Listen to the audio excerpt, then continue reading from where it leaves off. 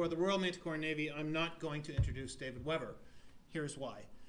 So in 2004, I'm sharing an office in the U.S. Senate, working with another guy. We were working for a senator on the Armed Services Committee. And I was a few months away from getting orders to go to the USS Bunker Hill in the Persian Gulf, where I met one of my shipmates, Matt. And he was getting ready to go to Iraq. He's a Marine reservist, so we were both reservists. And we used to go running in the morning around the mall. And so Dirk one day come back from a run. He said, "Hey, I got a book for you. You ever read David Weber?" I was like, no, never heard of him, no. I read it, and I couldn't stop. And I think that's been like that for Captain Van Droff. It was like that for Jerry Hendricks. And I thought I would be remiss if I did not at least offer the opportunity to introduce David Weber to my old friend Dirk. And Dirk Maurer is a retired United States Marine Corps officer, served in Iraq. Dirk currently serves as the Deputy Assistant Secretary of Defense for Countering Weapons of Mass Destruction. I have no idea why you have time here today, Dirk. Why do you have time here today? But I would quickly introduce my friend Dirk Maurer and ask that he introduce our guest speaker.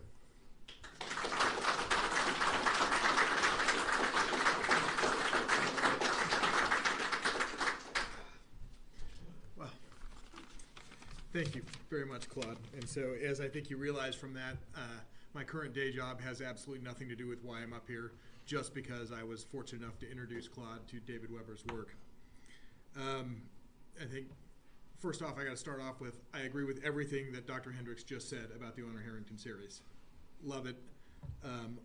I was first introduced, I think I first discovered Mr. Weber's work sometime in the mid-90s, I think, which means I've spent at least 20 years, most of the last 20 years, anxiously waiting for the next Honor Harrington book to come out, except for the very brief periods of time, and I generally mean very brief periods of time, where I was reading the newest book. Because, as somebody else has said, I would get sucked into it and I couldn't put it down. And that's pretty much been the case for every one of his books I've read.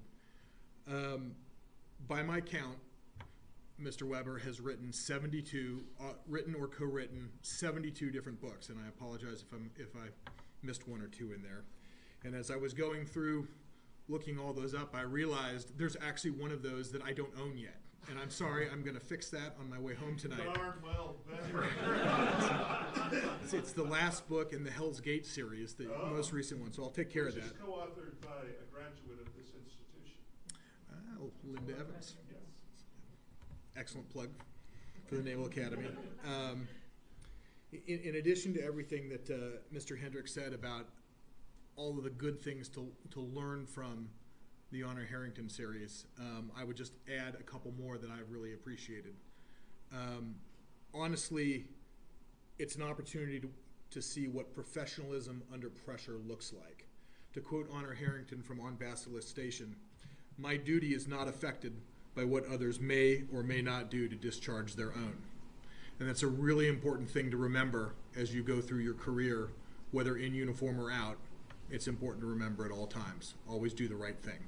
And that's an important thing to remember. The other thing I'd add, which is a little bit off of topic from today, but one thing that Mr. Weber has explored in his Honor Harrington books a little bit is some of the social effects of what prolong, or something like prolong, would bring to society. And I find that particularly interesting these days. So I don't know if everyone's been paying attention to what's been going on in biology recently, but I think we might not be quite as far away from something like that as we might have once thought. Possibly even within our lifetimes. Maybe not several hundred years, but I think it's not unreasonable to consider that we might have some significantly extended lifespans with consequent significant social upheaval. And Claude told me that I wasn't supposed to take more than 60 seconds, and I think I've blown that already. So I think I'll end right there and just say it's my enormous privilege to introduce David Weber. Thank you, sir.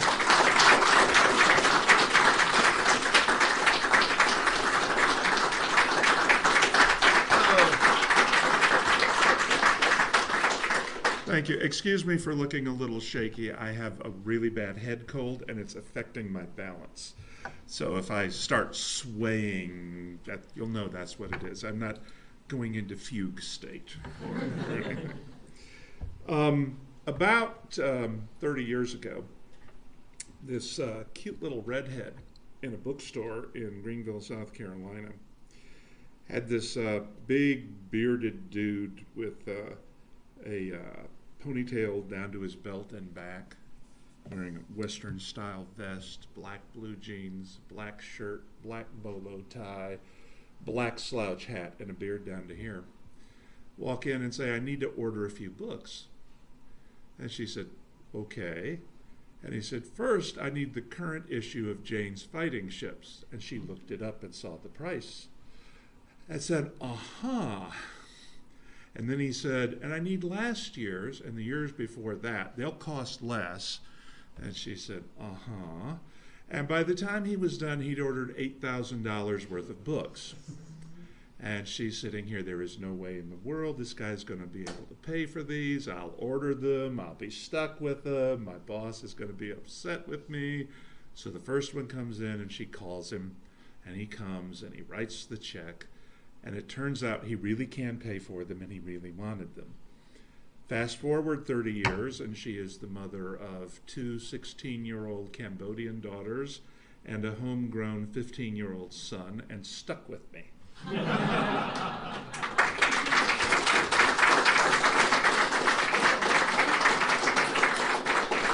we still have the Jane's Fighting Ship. We still have the Jane's Fighting Ships. I have, my idea of a good evening's entertainment is to curl up with Norman Friedman's Design History of U.S. Battleships. Okay? Who does it? I mean, it's fascinating reading, you know. I have all of his design history series, including the amphibious warfare ships. I have all of Conway's. I have Jane's for 1905, 1914, 1919. I'm just, that's what I do, okay? I love that kind of stuff. I actually expected that I was going to teach history and write on the side. And about the time I was finishing up my master's degree, I saw a survey of the field, and it seemed that like half of the tenured positions were held by people who were 40 or younger. And I decided at that point that I might need to consider a different career path. So I went into PR, took over my mom's small agency. And about 5 years after that, I sold the first book, Insurrection, which, by the way, was written with a retired lieutenant commander, Steve White, who was an intelligence officer during the Vietnam War. So I have always been associated with the Navy in the writing that I've done. Like most boy children who fall in love with the military, I started out an Anglophile. I mean, how can you not? Okay, I mean, here's Nelson. Here's, you know, I didn't meet Mahan until substantially later in life. But I agree with Claude about Charles Stewart, for example, that he's definitely underrated. The thing that has always fascinated me about naval history is really summed up in Clark Reynolds' Command of the Seas, where he's talking about thalassocracies and the reliance on maritime communications and how this has played into civilizations throughout history. Not just in terms of projection of force, not even just in terms of exchanges of commerce, but in exchanges of ideas, exchanges of concepts and knowledge. In the current Honor Harrington book, I have Honor reflecting at one point that human beings make two things, tools and mistakes. And that's true. But the other thing that human beings make is contacts. We are a society, we are a species that naturally wants to communicate. And at the same time, we divide into us and them. Thalassocracies are less prone to that because of their exposure. It's much harder to cling to the ideal of them as inherently different, inherently inferior. When you meet them, when they come to you, you go to them. We're seeing that more in a society today when there's more air travel, when there's more homogenization, but that has always been an element of seafaring cultures.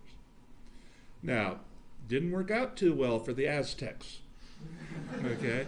The American Indians might have a few little qualms about how this whole process works, but we were much cruder then, okay?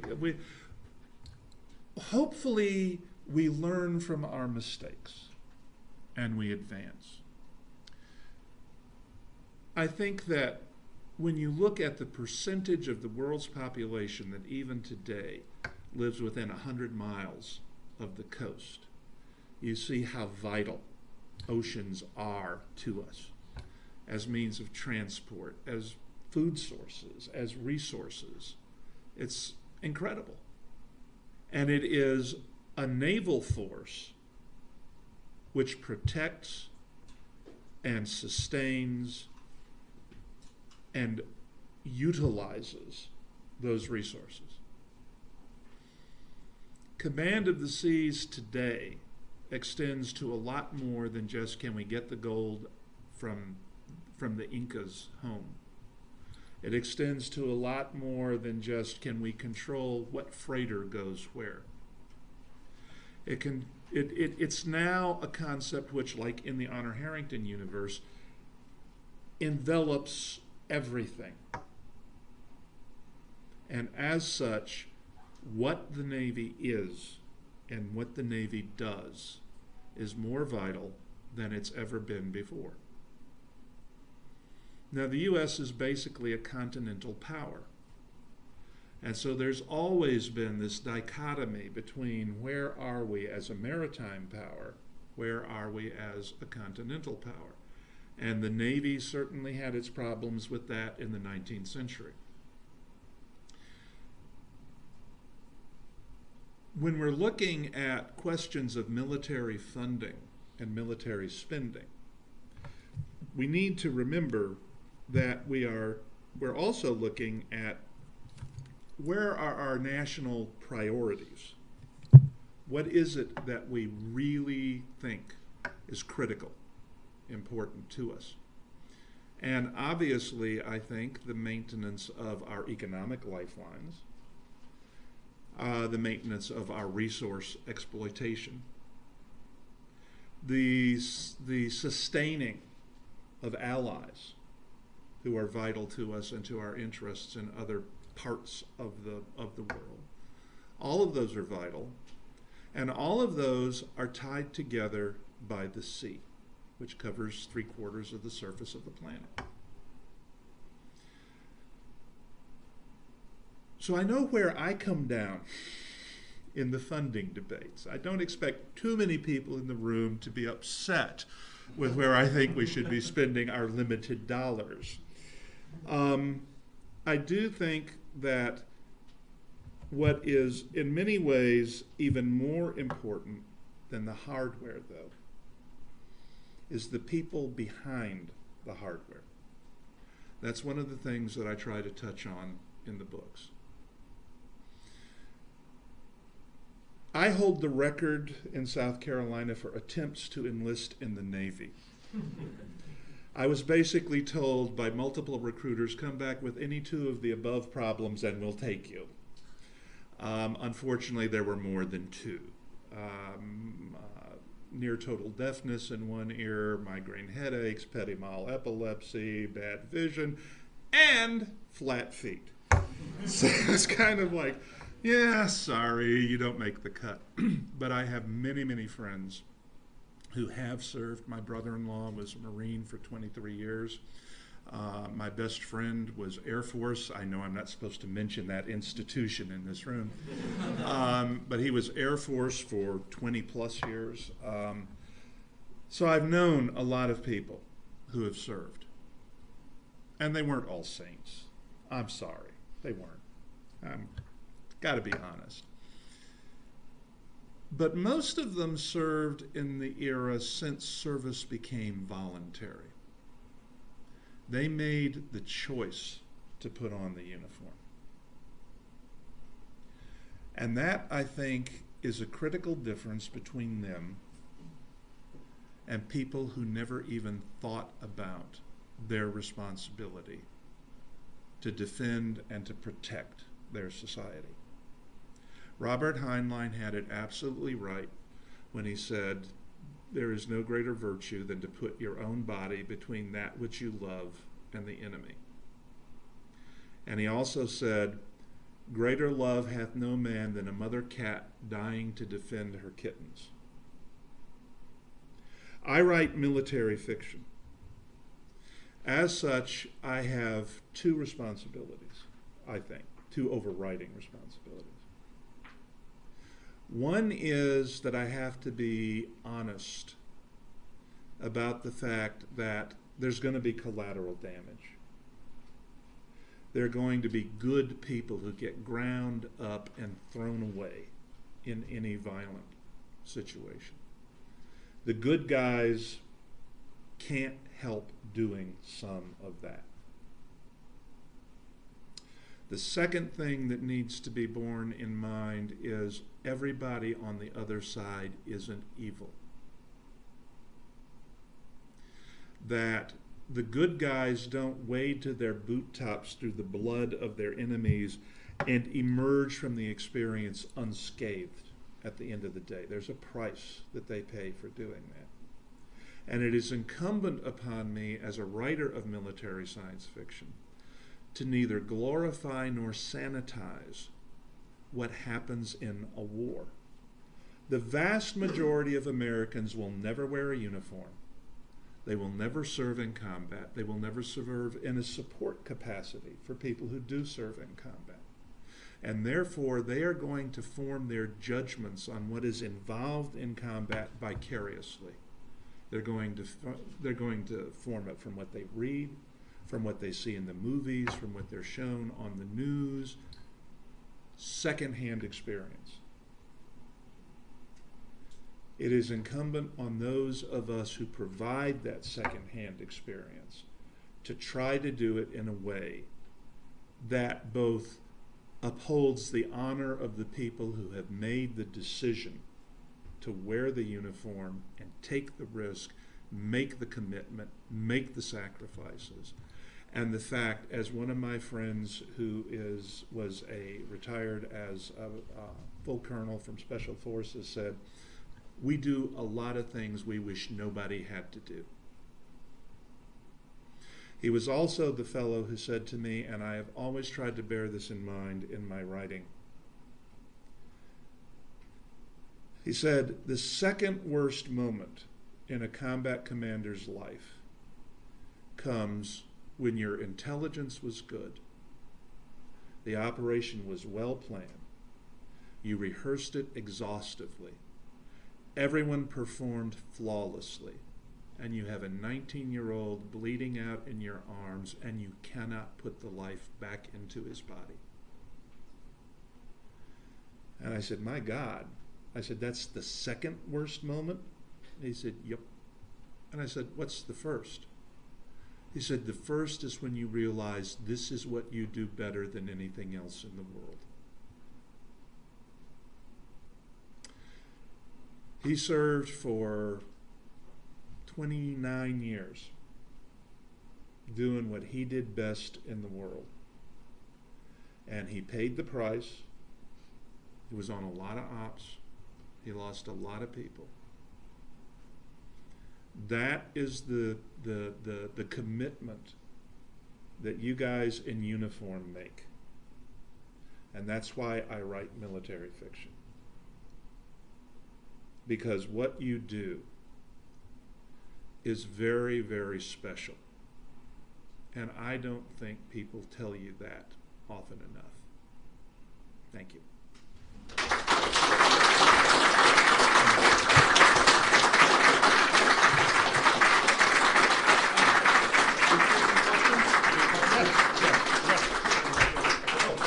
Oh, okay, see, this goes with my pen. that's made out of wood from the Constitution that I have on my desk at home, and which I have left at signings 5 times in 5 different states and always gotten back. So I decided that was a message that I should no longer take it to signings. We have time for questions. So if you stand, just make Yeah. sure you stand behind the podium. Yeah. This is Mike. Thank you, sir. Yes. This is a question about the books. After reading the first few, where did you get the idea of tree cats? How did that? Where did I get the idea of tree cats? I don't know. The first time that I visualized Honor Herring, she had this thing sitting on her shoulder. Okay, it's a 6 foot 2 inch Eurasian female starship captain, and she had this thing sitting on her shoulder that was really, really important to her. And before I wrote the first book, I did an 80,000 word tech Bible on the series. And while I was doing it, I'm like, okay, what's this thing on the shoulder? It's And I'm going, bigger, by the way. well, yeah, it's bigger now. But it's like, okay, what's this? Oh, it's a tree cat. And and they're telepaths. That's cool, kind of. That's where the tree cat came from. I think it's probably influenced by Annie McCaffrey's Dragons. Okay, and there might be some of Misty Lackey's companions in there. I don't know.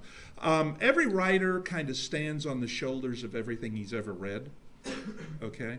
And what we try to do is to build on that, to be something that is unique to us. And sometimes we succeed and sometimes we don't. The thing that brings readers to a writer is always that writer's voice. It's not the story. I mean, okay, a really poor story that is strongly told will succeed. A weak story, a strong story that is poorly told will fail. Okay, so it's the voice that works. Yes?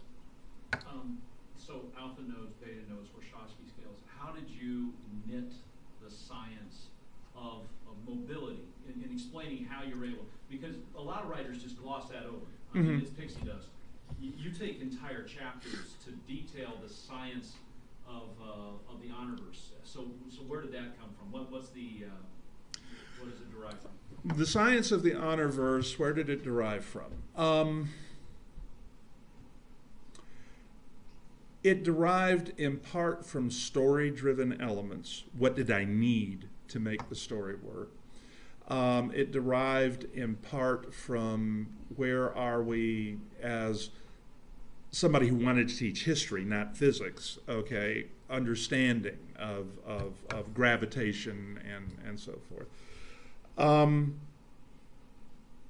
But the main thing is that I have always thought that if you're going to write fiction that is set in a world other than our own, the primary requirement is that it hang together, that it makes sense, that there not be inconsistencies incorporated into it. And so my approach has always been to build the world first and the story second.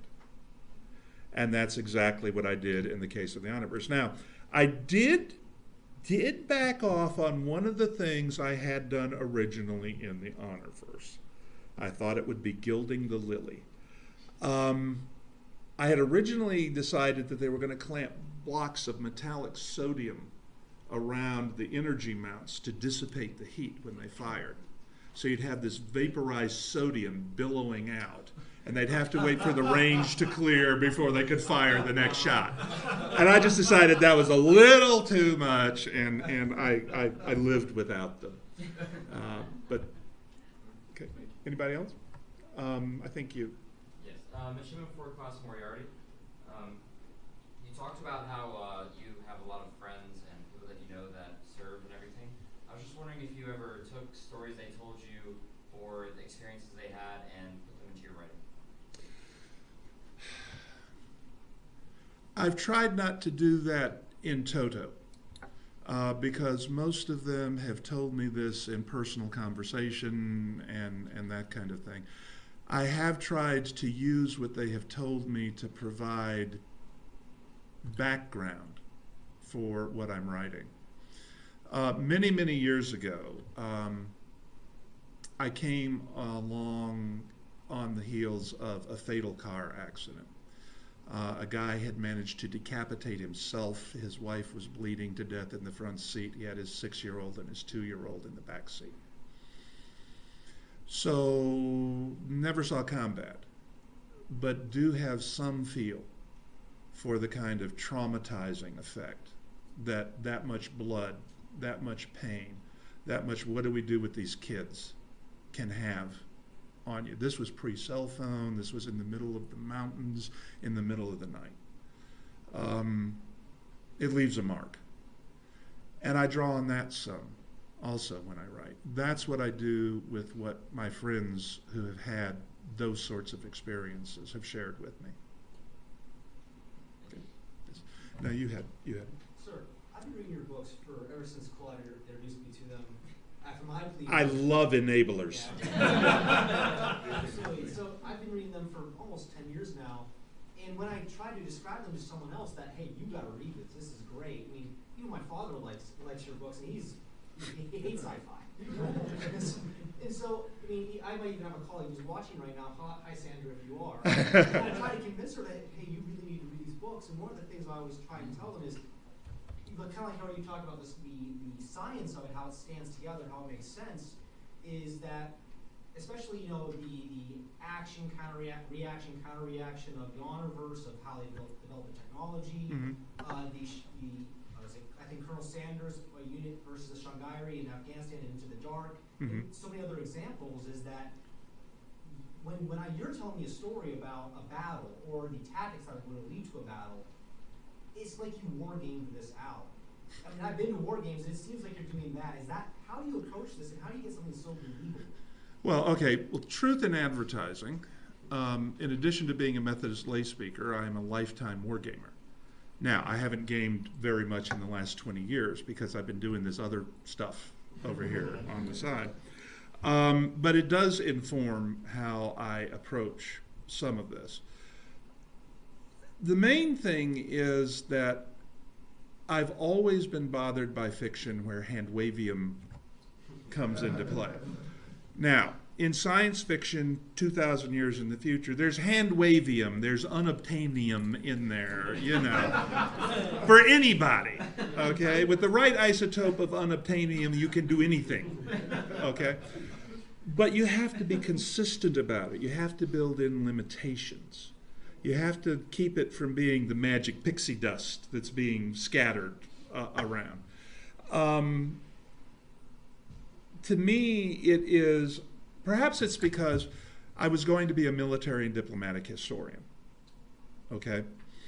And my thesis, for example, was on Anglo-American relations and the suppression of the slave trade, okay?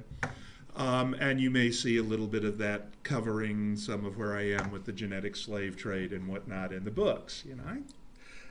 I don't know if it shows that I'm interested in history. But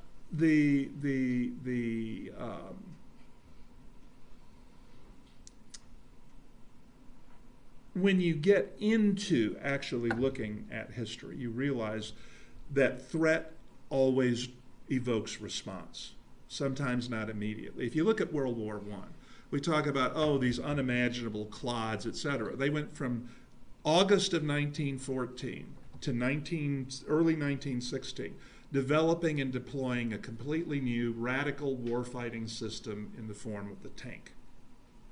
Okay? That's really a pretty breathtaking accomplishment when you look at it. But the guys who were dying in the trenches and who were advancing on the Somme behind the artillery barrages with 60-pound packs didn't know it was happening. And so our vision of those World War I generals is totally informed by Siegfried Sassoon and the other survivors who are writing about their legitimately horrible experiences, and the staff officer from Haig's headquarters who drives up to the front and says, "My God, did we send men to fight in that?" That's the image that we have of the professional military of World War I. But it is a very incomplete vision, because there were threats. They were trying to find answers to a situation that no one had ever anticipated, a 700-mile long siege line. Nobody had thought about that. So they had to come up with a new response for it. That happens in my books. When you are faced with a problem that is existential, you have to find a counter to it, or you lose. And that's why Sanja Hemphill, Horrible Hemphill, goes from being this incredible, everybody loathes her when they first hear about her in the books, to by the end of the books, she's actually, people are going, yeah, she's not so bad. Because Sanja knew, she knew that her Star Kingdom could not win without an equalizer. And she was throwing everything she could think of at the wall to come up with the equalizer. Because without it, they lost. And she understood that. Hamish understood it too, but he was afraid that the diversion to look for the magic bullet was going to erode their conventional warfighting capacity to a point that they would lose the war before they ever found it. That was the tension in their relationship. That's what I tried to establish. Okay. Anybody else? Yes. Sir, at a three-star general, French general, that mentioned, we're not fighting an enemy, we're fighting an adversary, right? Tomorrow they're going to be our brother. Mm-hmm. And instilled in me the idea, as you mentioned, hey, not all these people are evil, and we're going to have to live with them at some point. Yes. Do you believe that the popular media, the books, movies, TV shows of our day are kind of instilling that into the next generation of warriors, that they should have that mindset, or maybe hindering it? Maybe Glenn Cook did that for me. I don't know. I really don't know. I am more involved in the books now than I am in TV, for example, because TV is a time sink. I limit myself to one series at a time, which was Person of Interest while it was on the air. If you didn't see it, go get it. It's good. But I really don't know. There's a tipping point between where you need to dehumanize the enemy to pull the trigger, and at the same time regard that person as a human being you're going to have to live with after the war. There's a point in the Honor Harrington novel that's coming out in October where Honor is talking to an officer who has outdone her at Yeltsin Star. Yes, has run off about 30 battle cruisers with a single destroyer. She's run an enormous bluff. It's worked. And Honor is talking to her because all the rest of her squadron has been wiped out. Okay, she's all that's left when she comes up with this move. And she's feeling survivor's guilt. Okay, why are we still here when everybody else is gone? And I couldn't really have stopped them if they'd kept coming. And Honor says to her, okay, anybody can kill an enemy. Convincing an enemy to do what you want her to do without killing her is a whole lot harder, and that's exactly what you did. Okay? And that to me is almost a little bit of a restatement of Clausewitz's in War, everything is very simple, but accomplishing even very simple things is really, really, really hard. Slight paraphrase. Kind of with fire in a submarine, okay? Bad and very bad. But that's also one of the things that I try to show in my writing. Thank you. Yes. What did you read as a boy, as a teenager, and as a young man? The very first book that I ever read to myself was David and the Phoenix by Edward Ormondroyd. And if you haven't read it, even as an adult, I recommend you go back and read it. It's cool. The first science fiction that I ever read was Jack Williamson's Legion of Space, which I think was written in '39, something like that. The second one was Sprague de Camp and P. Schuler Mitchell's Genus Homo, which is the launching point for Planet of the Apes, if you ever go back. By the way, the book is much better. The book is so immensely better than the movies. In high school, let's see, okay, middle school, what would be called middle school now, it was just grammar school then. I was reading Stephen Mead, Saber Pilot, and Walter Farley, Arthur Ransom. By the time I got to high school, I was getting into military history. I was starting in on Tolkien.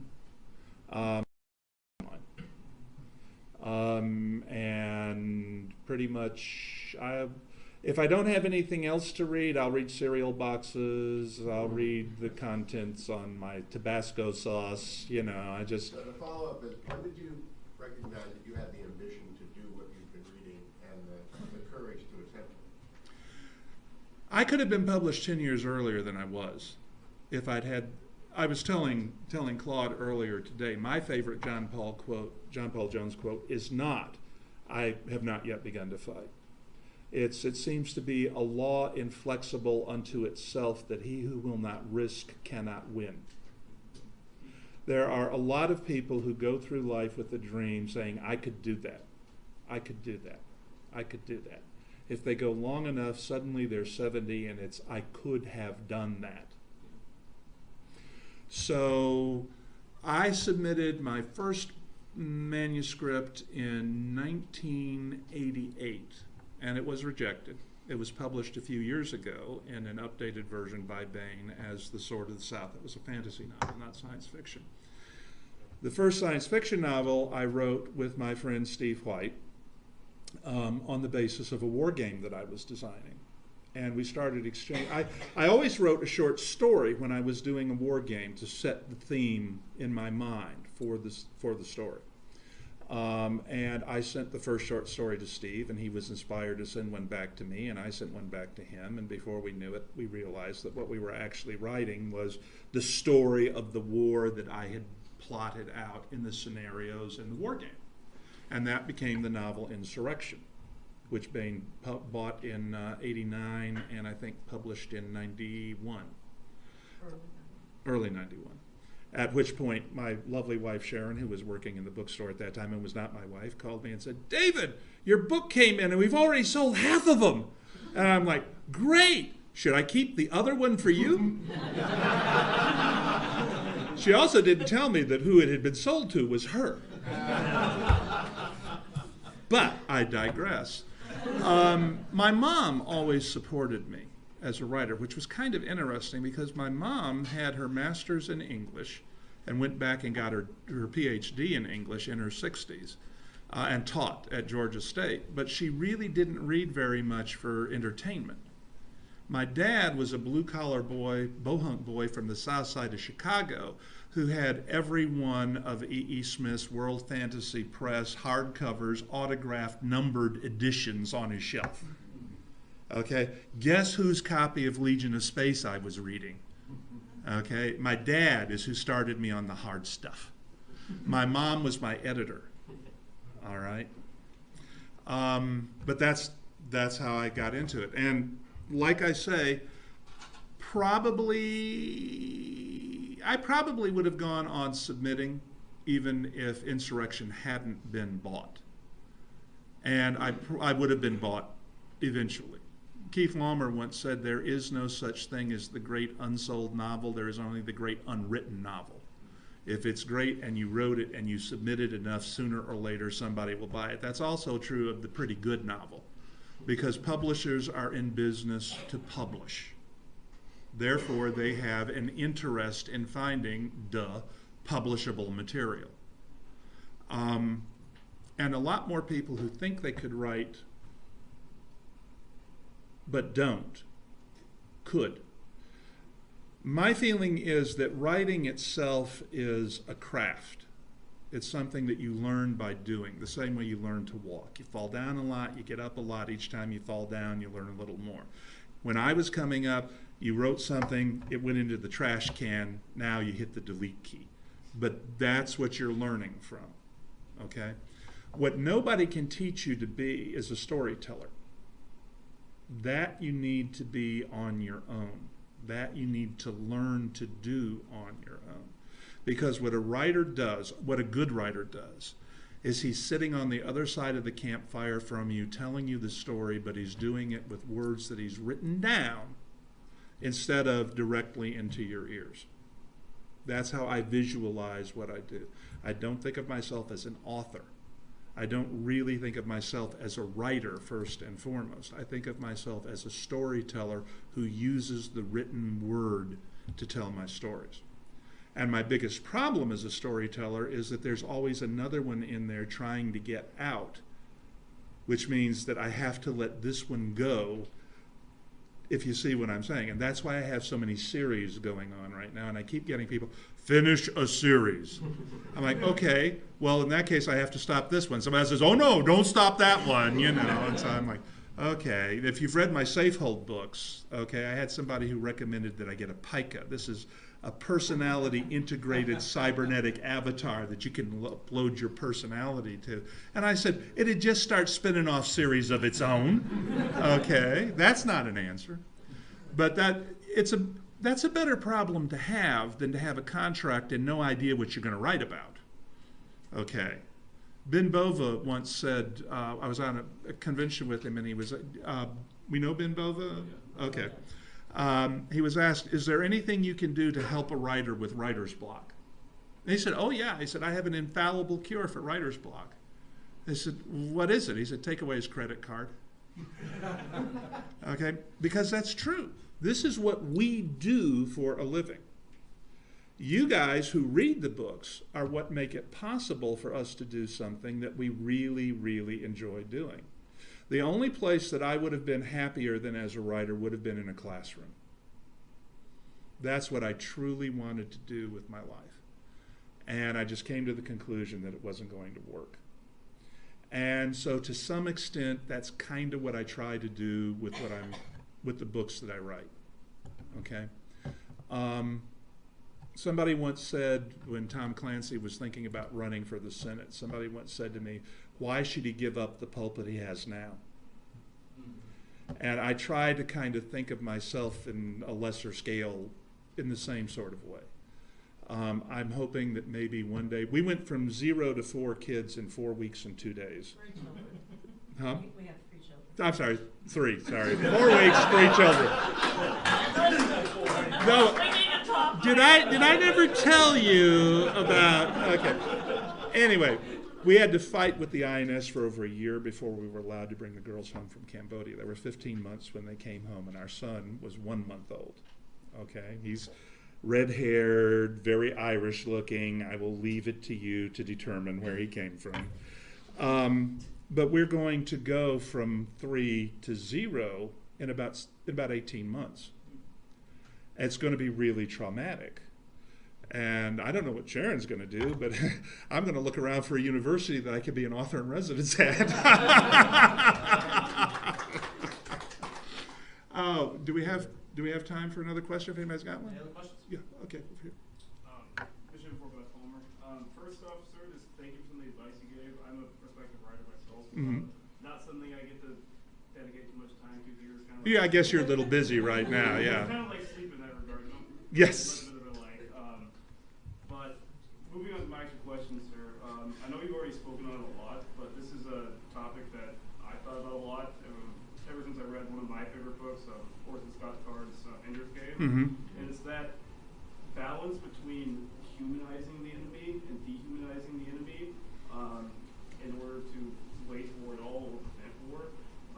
From your perspective as both a historian and a storyteller, what can you tell me to help me, I don't know, almost kind of like fight that information war in my future career, both among like my peers and among potential enemies or potential allies to get that communication flowing?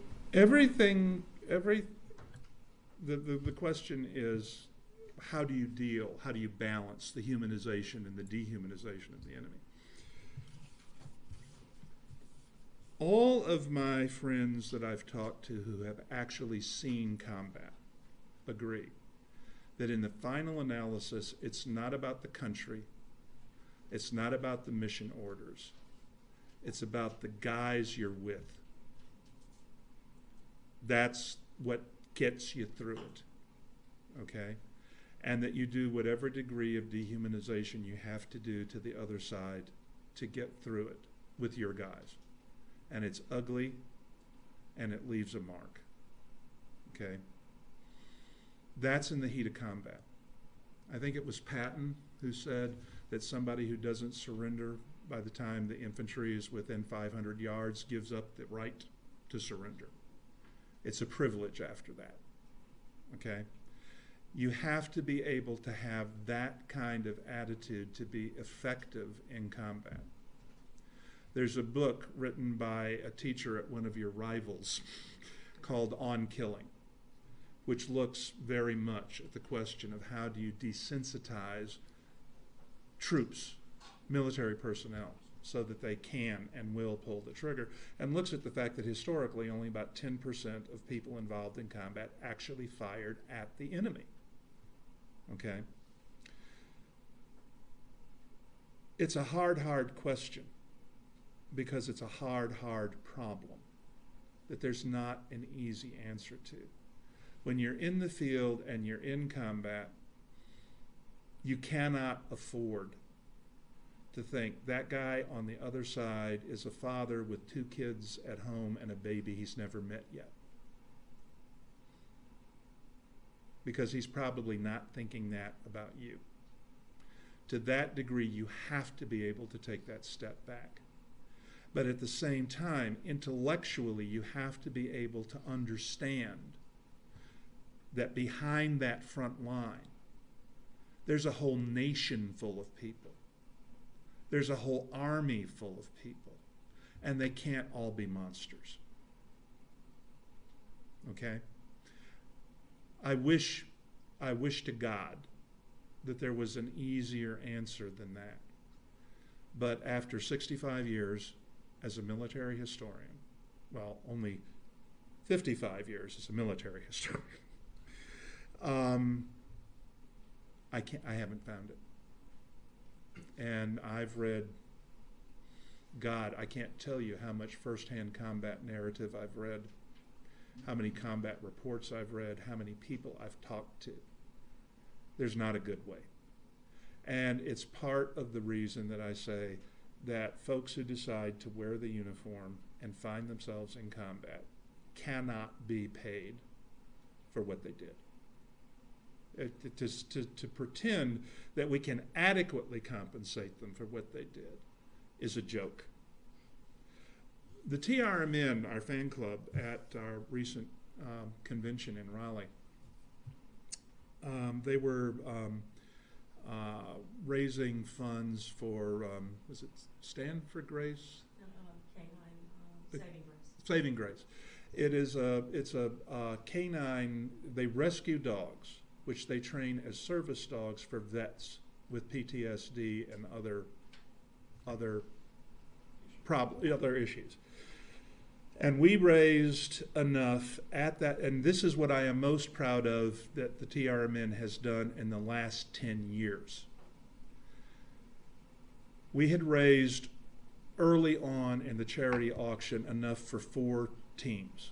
And they told us that that was the maximum that they had ever raised at a single event. By the time we were done with the charity auction, the TRMN had funded 11 teams.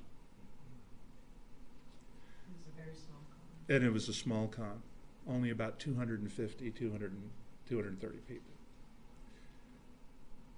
That's the kind of people my readers are. And I like to think that there's a reason that people like that read my books. Don't know what it is. But, okay, and by the way, I should tell you, the reason I'm wearing this shirt, this is because I love all my children, even the ones who are bad.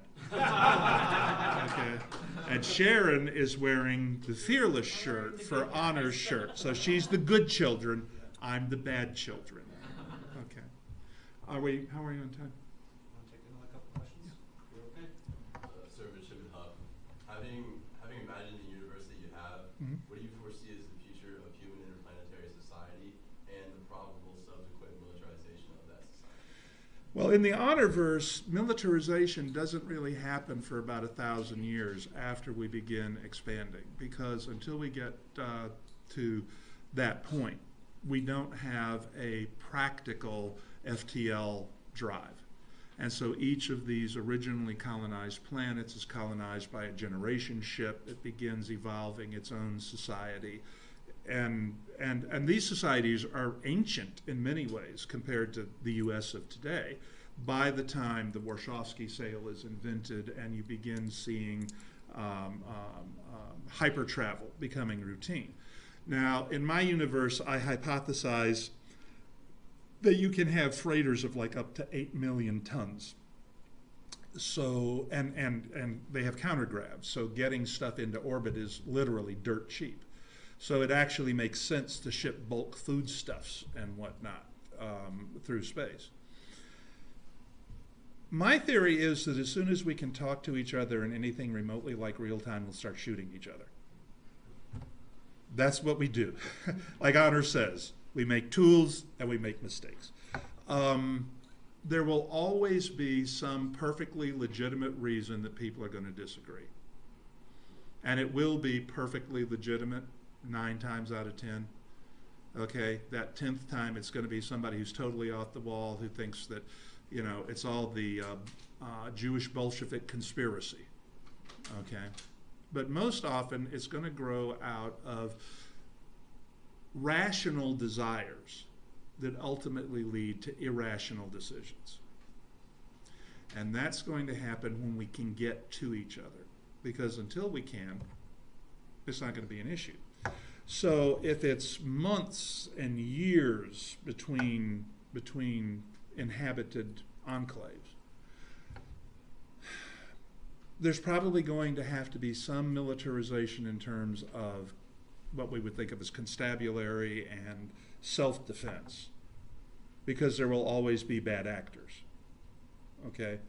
But really and truly, Attila the Hun in starships isn't that likely until starship technology is so incredibly available that Attila can afford it. Okay? So I don't think we're going to see militarization unless we're talking about expansion in the same planetary system by competing nation states or groups of nation states, in which case I think you will see militarization of space very quickly. We're already seeing it in near-Earth orbit in terms of the info systems and the guidance systems, which are just as much a part of our weapon systems as the warheads and the engines. It's only going to be a matter of time before. I spoke to the head of propulsion at JPL some years ago, and he said, I could send a colony ship to Mars tomorrow. Yeah, get it there in about 2 months. He said, but for some reason, they don't want to let me build a ship with 300 small atomic bombs up in orbit. Because he's talking about an Orion pusher.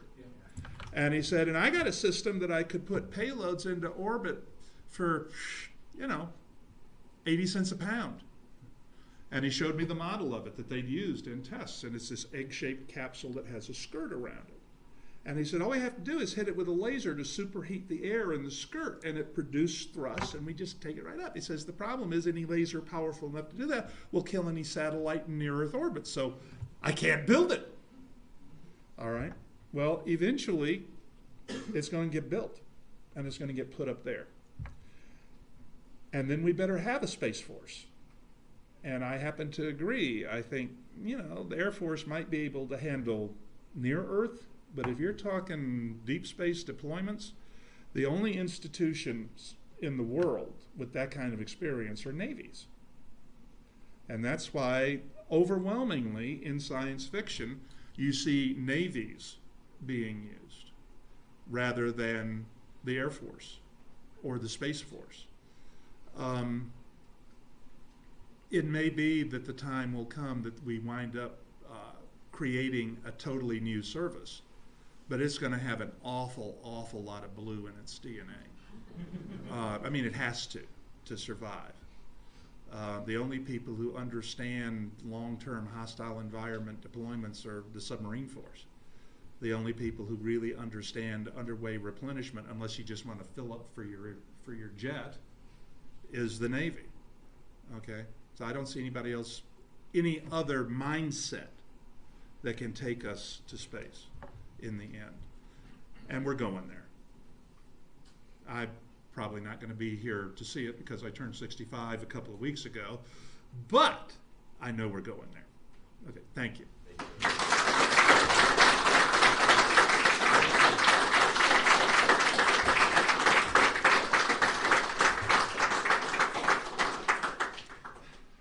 Well, there it is. I want to thank you all for coming today, for joining us, for contributing your thoughts. Matt, thank you for helming the videos. I know we were getting a few glitches from Patriot League. We'll lesson learned. We'll work on that for next year, and I think there will be a next year for this event. For those of you who are attending, including midshipmen, please take the elevator down to the ground floor. The first deck has been secured at this point, so ground floor only, elevator only. It's the only way to get down there right now. Okay. For the presenters, I would invite you to join me in my conference room for just a brief wrap-up. And please give us your feedback. Give us your feedback on Twitter, on our Facebook page. We'd like to hear from you. Do you think we should have this again next year? I think we should. I think there's probably a few people in the room who think we should, and we'll try to make that happen. And again, to everybody out there for watching, thank you so much. And to everybody here, thank you.